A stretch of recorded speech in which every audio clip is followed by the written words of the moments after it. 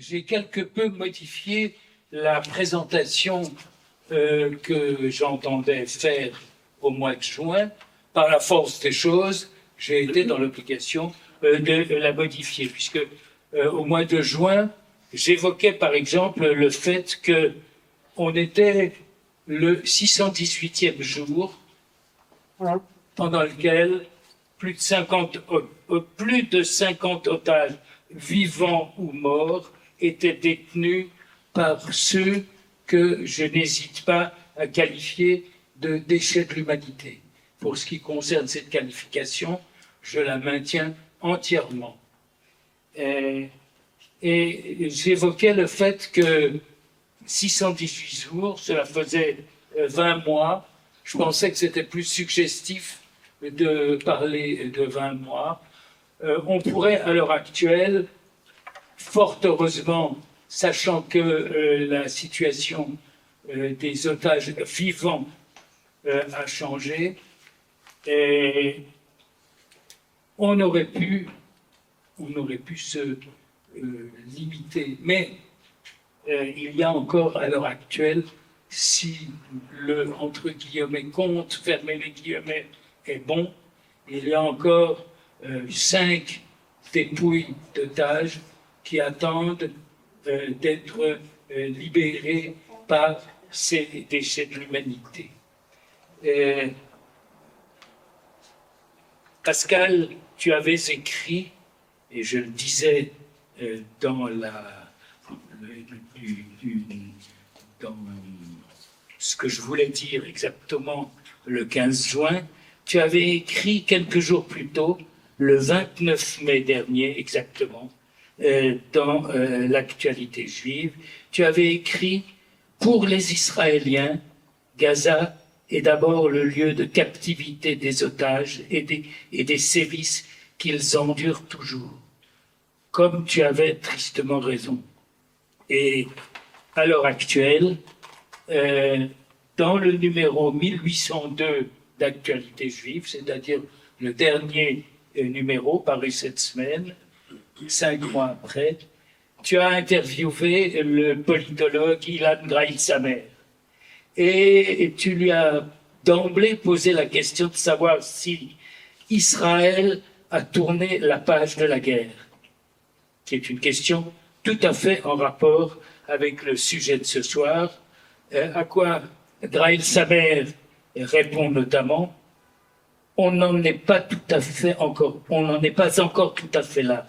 Pour une partie de la société israélienne, ce n'est pas fini tant que les corps de tous les otages encore à Gaza n'auront pas été rendus. » C'est exactement ce que je venais de dire il y a quelques instants.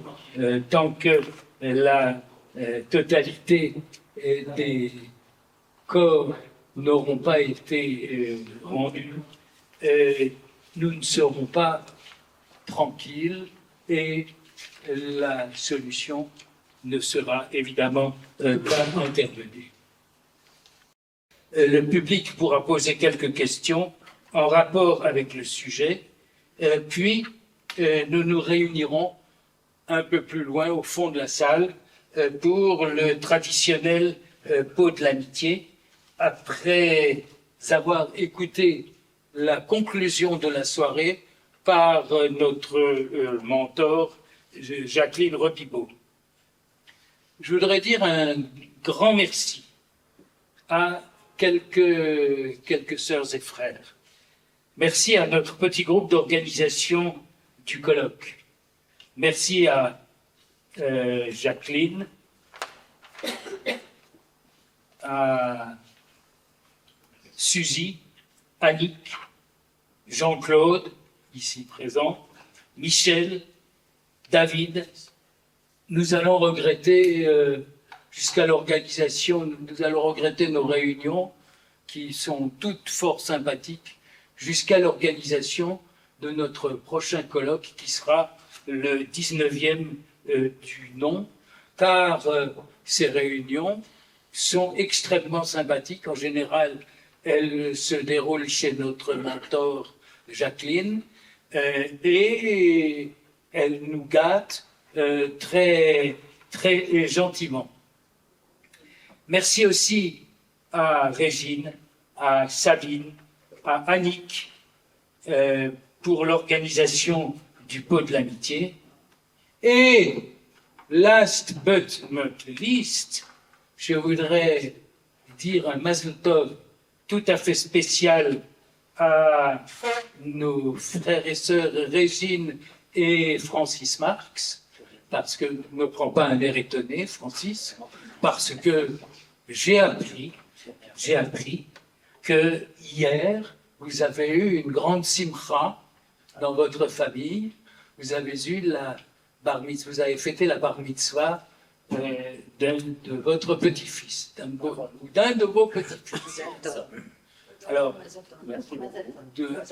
toute l'assistance ici présente vous dit un grand Mazel Tov, parce que c'est quelque chose qui marque des grands-parents. Hein, voilà. C'est quelque chose. Oui. Je crois que j'ai assez parlé. C'est terrible. Un avocat ou un ancien avocat qui commence à prendre la parole, c'est foutu. Hein. Il ne la lâche plus. Mais si, il va absolument la lâcher. Je crois que... Qui veut commencer parmi nos intervenants? Michel, tu commences peut-être? Je peux commencer.